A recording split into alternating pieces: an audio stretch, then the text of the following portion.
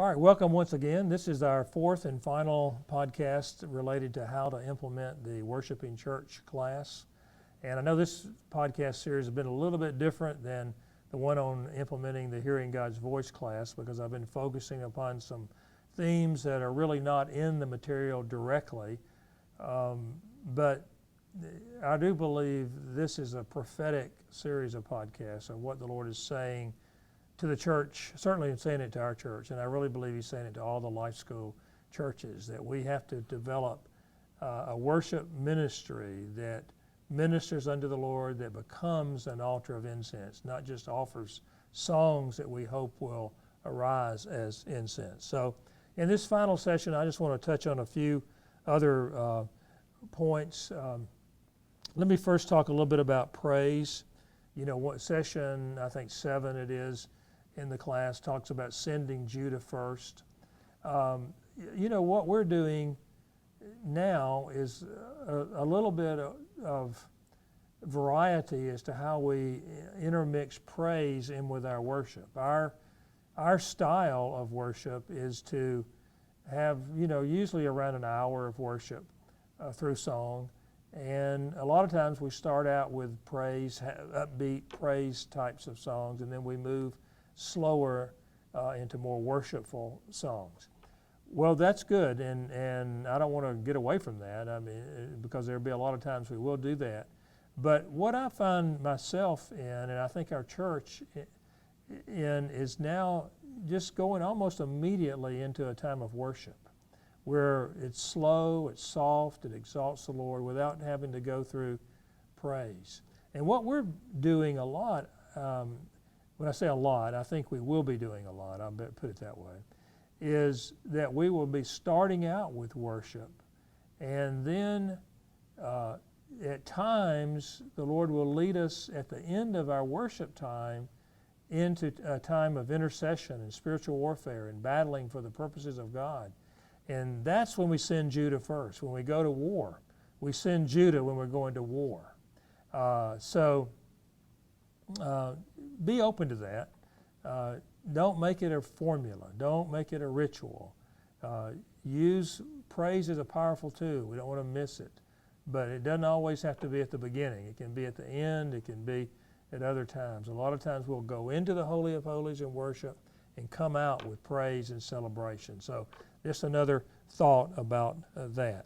Another point is to teach your people to really press in. We talked a little bit about this in the last session, but I think it's session 8 is about pressing in to the Lord, or maybe it's 7. I don't remember which session it is. Pressing into the Lord.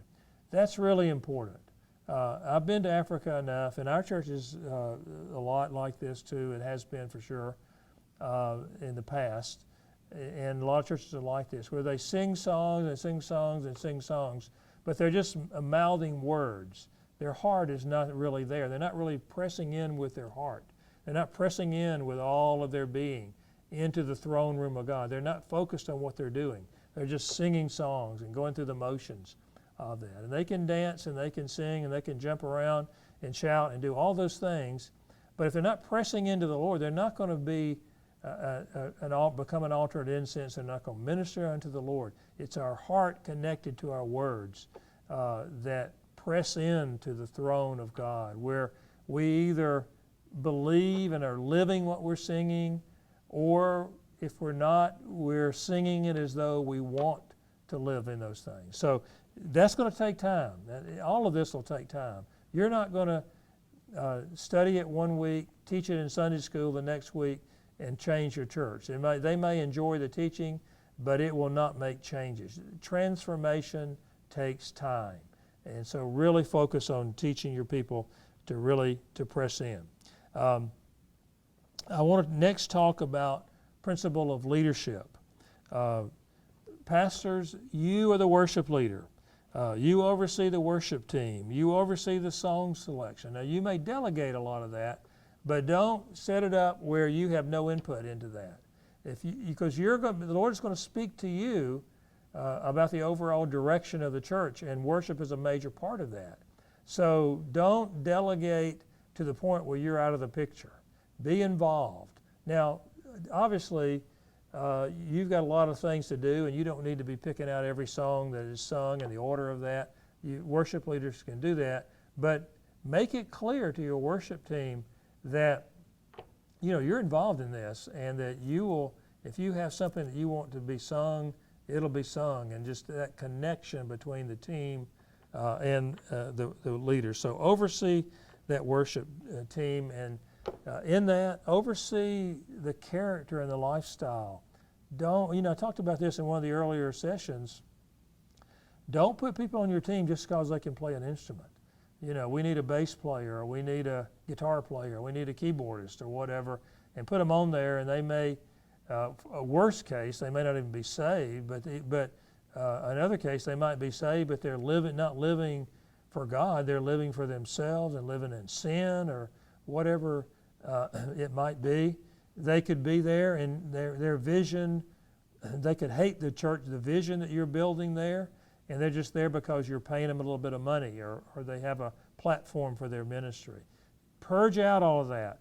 I'd rather just sing without any instruments than to have that type of attitude among your worship team. So build people where the fruit is much more powerful than the gifting. The gifting is important. I mean, if I led worship the way I sing, nobody would enjoy it. I understand that, but I'd rather do that than have somebody who's totally opposed to God or opposed to what we're doing at the house or whatever. I could share a bunch of stories around that, but I won't take the time to do that. Remember that we are a house of living stones. That means that every stone should be alive. If your church is like our church, especially some of the teenagers or different ones, they're more like, they may be born again, but they're more like dead stones when they come to worshiping. We need worshipers. So work on building that where every member is a worshiper. Sometimes I've said this in the past, it's like you've got the words on the screen or somewhere where people can see them, but they look at them like they're written in a foreign language. And I thought, okay, this is not in Greek. It is in English, in our language. You can sing these things. Even if you don't have a voice to sing, you can do it. So let me just close with this.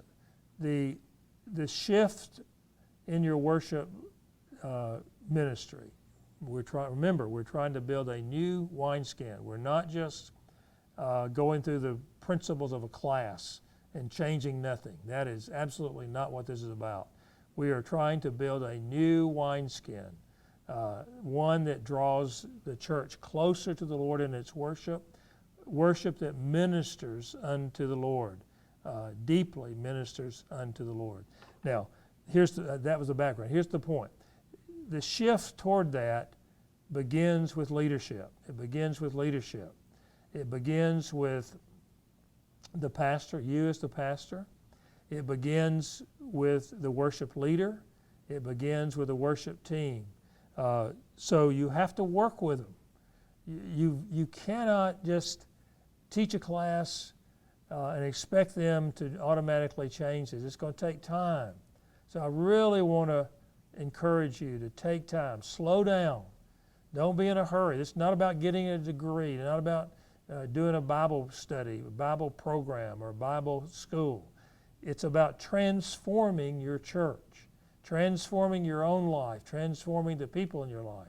And so that's what we want to do. We want to build a wineskin that ministers unto the Lord by becoming, where our church becomes an altar of incense, which is priests who are set apart for God, who are living for the Lord, ministering at the spiritual golden altar, offering words that ascend as holy unto the Lord. Our lifestyle, our relationship, and our words. So I challenge you as we close this series of podcasts to slow down, take time, and really build the wineskin that the Lord desires for this new day, this new season as we come close to the second coming of Jesus. So God bless you, and I look forward to hearing testimonies of how God has transformed your worship just as He is doing so in our church.